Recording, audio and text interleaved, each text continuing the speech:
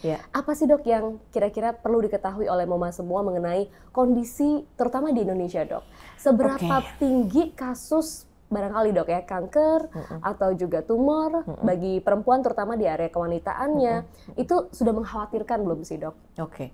Jadi sebenarnya Indonesia memang sangat jauh tertinggal ya dengan negara-negara maju gitu ya. Nggak usah, ya contohnya misalnya di Eropa gitu ya.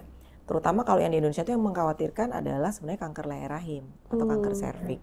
Kenapa? Karena kalau kanker-kanker yang lain memang sama dengan di tempat lain. Jadi agak sulit untuk di screening, agak sulit untuk diketahui sejak dini gitu ya. Tapi kalau kanker leher rahim itu enggak.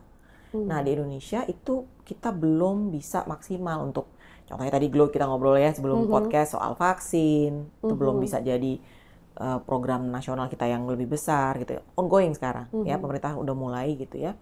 Kemudian juga screeningnya, pap smear, mungkin juga mama di rumah juga mungkin belum screening, belum pap smear, bahkan belum pernah dengar soal pap smear. Nah itu kanker serviks itu kalau di negara-negara maju udah turun banget, udah bahkan udah nggak ada gitu, karena sedikit sekali. literasinya Betul, sudah karena baik ya? kalau screening udah melibatkan pemerintah. Jadi kalau nggak mau screening bisa polisi datang tuh gitu, udah mulai kayak gitu. Nah di Indonesia kanker serviks sendiri itu adalah termasuk nomor 2 yang menjadi momok jadi perempuan Indonesia. Yang pertama kanker payudara, kemudian kanker leher rahim jadi nomor 2. Kita bicara ini sekarang setiap detiknya itu dikatakan ada 3 perempuan yang meninggal di Indonesia karena kanker leher rahim.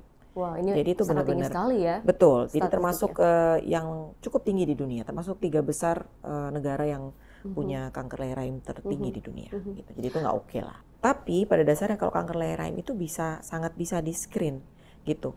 Jadi yang pertama kita harus lakukan adalah tahu aware dulu. Jadi mungkin podcast ini salah satu untuk edukasi bahwa makin tinggi awareness-nya soal ini.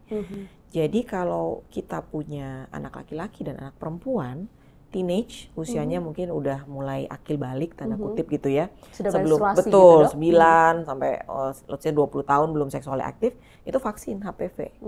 Itu satu ya, sebelum seksual aktif.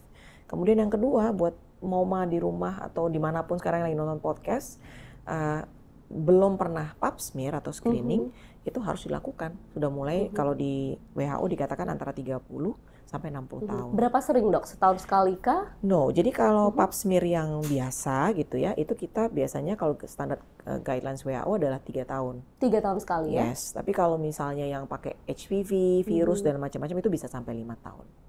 Gitu. Jadi sebenarnya awareness-nya lebih ke edukasi terus-terusan deh pokoknya. Gimana caranya kita edukasi terus agar mama di rumah atau dimanapun sekarang bisa lebih mengerti soal ini. Jadi jangan tunggu dulu ada gejala, ada keluhan gitu ya. Kita bisa melakukan antisipasi pap smear 3 tahun sekali atau 5 tahun sekali kepada remaja putri yang belum seksually aktif, itu tinggal melakukan vaksinasi ya dok ya. Remaja putra juga loh. Remaja putra juga? Iya betul. Oh jadi putra dan putri ini ya?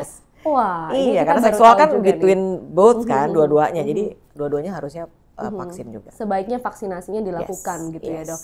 Nah kalau nih dok ya, banyak yang mengatakan, aduh udah terlambat nih, saya belum vaksinasi. Sekarang anak udah 1, anak udah 2. Perlu nggak dok masih melakukan vaksinasi? Iya, jadi memang kalau dikatakan perlu aja, nggak ada masalah kok gitu ya. Cuman memang kalau ditanyain beneficial atau efektivitasnya jelas lebih menurun dibandingkan yang belum seksually aktif gitu ya. Tapi kalau ditanya oke nggak, boleh, nggak masalah. Biasanya kita minta untuk cek HPV dulu, pap smear untuk cek HPV, kalau negatif vaksin aja, nggak ada salahnya dan nggak ada ruginya. Ya untuk menambah paling tidak jaring keselamatannya atau jaring selamatnya begitu ya dibandingkan tidak vaksin sama sekali. Sedini mungkin melakukan deteksi ya dengan rutin melakukan pap smear, kemudian tes dan kalau bisa divaksinasi. Nah bicara soal vaksinasi ini boleh cerita lebih lengkap nggak dok? Berapa kali sih vaksinasi itu diberikan dan jika tadi ya sudah lewat gitu ya dok ya usia sebelum menikah gitu ya, nah itu masih bisa mengatasi juga kan dengan seberapa persen efektifnya dan lain sebagainya. Bicara soal vaksinasi. Iya, jadi kalau vaksin HPV kita bilangnya ya untuk kanker serviks itu paling efektif dilakukan di usia 9 sampai 15 tahun. Ada yang mengatakan bahkan sampai 20 tahun, yang penting belum seksually aktif. Itu hampir melindungi kita sampai di atas 90%.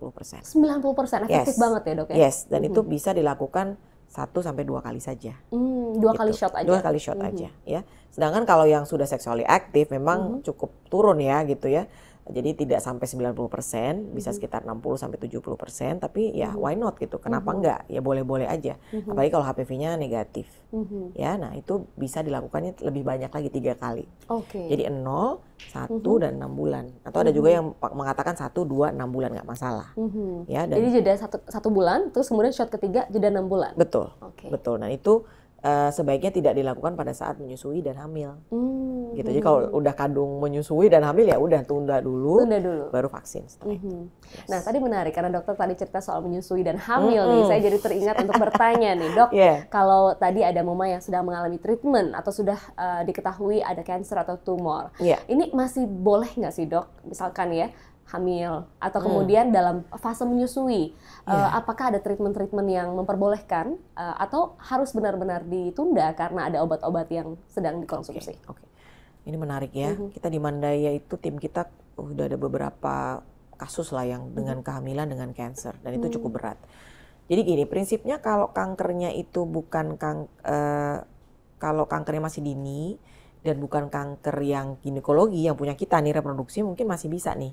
Jadi kalau misalnya udah selesai, let's say misalnya kanker darah gitu, terus udah kemo, udah selesai, udah dianggap complete respon, nah itu bisa tuh kita kalau memang masih pingin punya anak itu bisa kita sama-sama dengan tim untuk lihat ya, itu boleh. Tapi kalau misalnya kankernya kanker ginekologi, misalnya kanker rahim, itu agak sulit ya, karena biasanya kalau misalnya butuh kemo atau radiasi itu di daerah itu.